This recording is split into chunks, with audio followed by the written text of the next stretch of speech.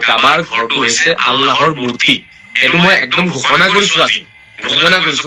কাবাৰ ঘৰ আল্লাহৰ মূৰ্তি কোনোবাই যদি কাটি দিব পাৰে কাটি দিয়ক মোৰ কথা প্ৰমাণ হওক ঠিক আছে কোৰানত আদেশ আছে আৰু ইয়াৰে আৰু বিভিন্ন আমি উদাহৰণ পাওঁ ইছলামে মূৰ্তি পূজাক বেয়া বুলি কোৱা নাই যেনেকে সূৰা নম্বৰ আপোনাৰ 2:34 নম্বৰ যিটো আয়াত মই পঢ়িছিলো আদমক চিন্তা কৰাৰ পিছত মূৰ্তি পূজাৰ কনচেপ্টটো তাত আছে মুস্তাফা কামাল আজহাৰী ডাঙৰীয়াৰ মূৰৰ তাৰ ছিঙিছে নে আচলতে ভুল তথ্য দিয়াৰ কাৰণে ঠিকা লৈছে কাৰোবাৰ পৰা আল্লাহৰ মূৰ্তি কাবা ঘৰ কেলা ভাষা জ্ঞান নাই মূৰ্তি কাক কয় সেয়া বুজাৰ প্ৰয়োজন আছে আচলতে আৰু সেয়া বুজিবলৈ হলে ভাষা জ্ঞানৰ প্ৰয়োজন আছে মূৰ্তি কাক কোৱা হয় সেয়া জানি লওক প্ৰথমতে প্ৰকৃততে মূৰ্তিৰ অৰ্থ হ'ল ষ্টেচু ইমেজ আইডল প্ৰতিমা আৰু প্ৰতিমাৰ লগত জড়িত এটা নাম এটা কেৰেক্টাৰ এটা আকাৰ কিন্তু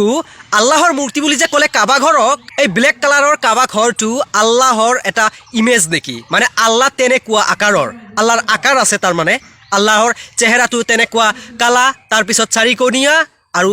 সেয়াই হ'ল আল্লাহৰ মূৰ্তি কেলা ভাষা জ্ঞান নাথাকিলে তেনেকুৱা ভুল তথ্য বিভ্ৰান্তি সৃষ্টি কৰিব নালাগে একশন কিন্তু ৰাইজে ল'বলৈ বাধ্য হ'ব আপোনাৰ মূৰৰ তাৰ ছিঙিছে পাগল বুলি ভাবি ভাবি আপোনাৰ ওপৰত একশন লোৱা হোৱা নাই এতিয়ালৈকে সীমা উলংঘন নকৰিব কিন্তু দেই একদম ভেজাল হৈ যাব ভাষা জ্ঞান নথকা মূৰ্খ এইটো কি তুমি গান পাইছা নেকি তেৰি মা কি প্যাৰ কি তেৰি মা কি প্যাৰ কি তেৰি বেন কি চুৰি কেলা এই ধৰণৰ শব্দবোৰ আল্লাহৰ ক্ষেত্ৰত নচলে ইছলামৰ ক্ষেত্ৰত নচলে 100% যেটো শব্দৰ অৰ্থ সেয়া ইউজ হ'ব আৰু সেয়াই বুজি ল'ম আমি মূৰ্তিৰ অৰ্থ সকলোৱে জানে কি হয় কিন্তু তুমি এটা নতুনকে বেলেগ ধৰণৰ ইন্টেনশনত ক'লে নহবতো বিভ্ৰান্তি সৃষ্টি কৰিব চেষ্টা কৰিলে কিন্তু আপোনাৰ অস্তিত্ব নাথাকে কথা হ'ল মুস্তাফা কামাল আজহাৰী এজন মানুহ আৰু মানুহৰ ভুল হ'ব পাৰে কিন্তু ভুল নহয় নিজে ইচ্ছাকৃতভাৱে তেনেকুৱা ভুল প্ৰচাৰ ভুল মন্তব্য ভুল তথ্য দিয়াটো কিন্তু একদম বিষাক্ত আৰু আপুনি ক'লে কি ইছলামত মূৰ্তি পূজা আছে মূৰ্তি পূজা নকৰিলে কোনোৱে জান্নাতত নাযায় আৰু মূৰ্তি পূজাৰ কনচেপ্টটো আৰম্ভ হৈছে আদমক যেতিয়া আল্লাহে সেজদা কৰিব কৈছিল ইবলিছক কেলা সেয়া মূৰ্তি পূজা নাছিল সেয়া সেজদা নাছিল সেয়া সন্মানৰ ক্ষেত্ৰত এটা সেজদাৰ দৰে আছিল যেনেদৰে কোৰিয়ানসকলে ছাৰ ঝুকায় সন্মানৰ ক্ষেত্ৰত ঠিক তেনেদৰে সন্মানৰ ক্ষেত্ৰত সন্মানৰ উদ্দেশ্যে সেয়া আল্লাহে অৰ্ডাৰ দিছিল আৰু সেয়া বাদ দিয়া দৰকাৰ পৰে সেজদাই কৰিব কৈছিল কোনে কৈছিল আল্লাহে কৈছিল আমি কাৰ গোলাম আল্লাহৰ স্লেভ আমি সো আল্লাহ যেটো ক'ব সিটো মানিবই লাগিব আৰু সেইটোৱে ভুল কৰিছিল ইবলিছে তাতে যুক্তি দিছিল কেলা যুক্তি দিব আহিছে আল্লাহৰ ওচৰত আল্লাহৰ অৰ্ডাৰত যুক্তি দিব যিমান ভাল যুক্তি দিয়া 100% প্ৰপাৰ যুক্তি দিয়া যুক্তি নচলে আল্লাহৰ ওচৰত আল্লাহ যদি কৈছে দ্যাটছ ইট ইটোৱে কৰিব লাগিব আৰু এই কামটো কিন্তু যেতিয়া আমাৰ আদম আলাইহিস সালামে ভুল কৰাৰ পিছতো যুক্তি দিয়া নাছিল আই এম সৰি মোৰ ভুল হৈ গৈছে আৰু ক্ষমা কৰি দিছে আল্লাহে কিন্তু তাৰ বিপৰীতে ইবলিছে কি ক'লে আদম একটো মাটি দি বনাইছে মোক জুয়ে দি বনাইছে জুয়ৰ যেটো মানে হাই লেভেলৰ মালটো আছে সেইটো দি বনাইছে কিন্তু দে সো মই আদমক সেজদা কৰিম না এয়া আছিল তাৰ ভুল যুক্তি দিব গৈছিল যুক্তি নচলে সব জায়গাত বুঝছো আৰু আল্লাহে যেতিয়া আদম আলাইহিস সালামক কৈছিল যে এই গাছৰ গোটাটো খাব নালাগে কিন্তু তথাপিও খাইছিল আৰু খোৱাৰ পিছত আদম আলাইহিস সালামৰ ওচৰত কিন্তু এটা যুক্তি আছিল আল্লাহে যেটো গছ দেখাই দিছিল হিটো গছৰ পৰা খোৱা নাছিল বেলেগ গছৰ পৰা খাইছিল কিন্তু গাছ একে সো যুক্তি আছিল যুক্তি দিয়া নাই সিধা কৈ দিছে আই এম সৰি মোৰ ভুল হৈছে আৰু এয়া হ'ল ইমান এইবাৰ আহো মেইন কথাত আল্লাহে যেনেদৰে ইবলিছক অৰ্ডাৰ দিছিল যে সন্মানৰ কাৰণে সেজদা কৰা আদমক দৰকাৰ পৰে মানুহে হকি নকৰা যায় যুক্তি নচলে সেজদা কৰিব নালাগে তথাপিও আল্লাহে কৈছে কৰিব লাগিব আৰু ঠিক তেনেদৰে আল্লাহে আমাক অৰ্ডাৰ দিছে কাবা মুখ হৈ কাবাৰ পিনে আমি সেজদা কৰিব লাগে নামাজ পঢ়িব লাগে মাথু মানুহে সেই সেজদা নকৰে পৃথিৱীৰ যিমান বস্তু আছে ইউনিভাৰ্সত মানে যিমান বস্তু আছে সব বস্তুৱে আল্লাহক সেজদা কৰে আৰু আমি সেই মাখলুক বৰৰ লগতে আমিও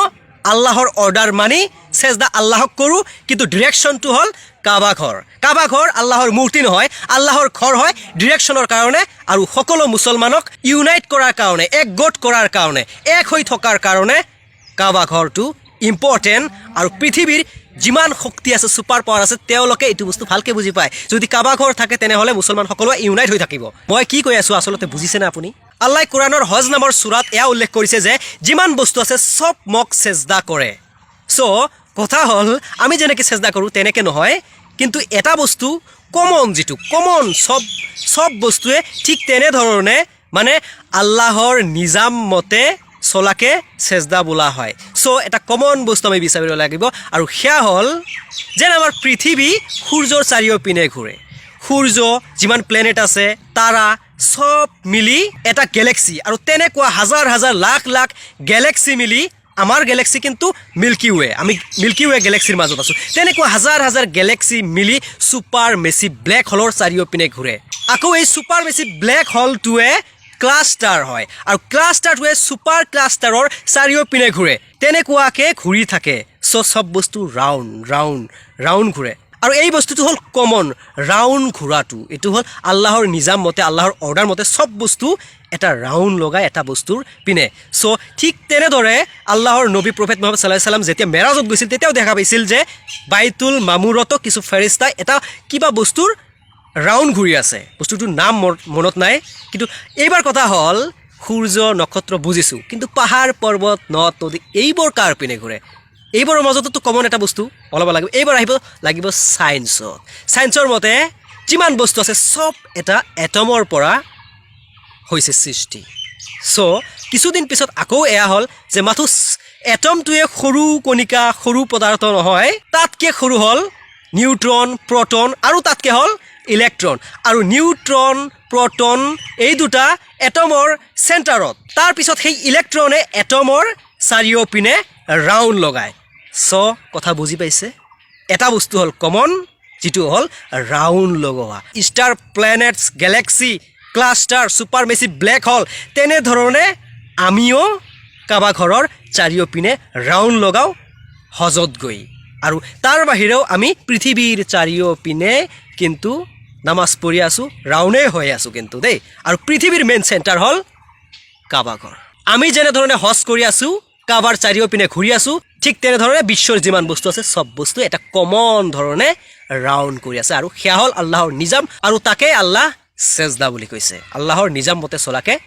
চেজদা বুলি কোৱা হয় চ' ৰাইজলৈ এয়াই অনুৰোধ মুস্তাফা কামাল আজাৰীৰ তাৰ ছিঙিছে এনে তেওঁ আচলতে ঠিকা লৈছে এনে কাৰোবাৰ পৰা এই মালটো লৈছে ভুল তথ্য প্ৰচাৰ কৰাৰ কাৰণে ৰাজনীতিতে সমাল নেকি সেইবোৰত নগৈ মানে সেই মুস্তাফা কামাল আজাৰীৰ কথা শুনিলে কিন্তু আপোনাৰো ইমান নষ্ট হোৱাৰ চান্স আছে কিন্তু শুনিব লাগিব কি কৈছে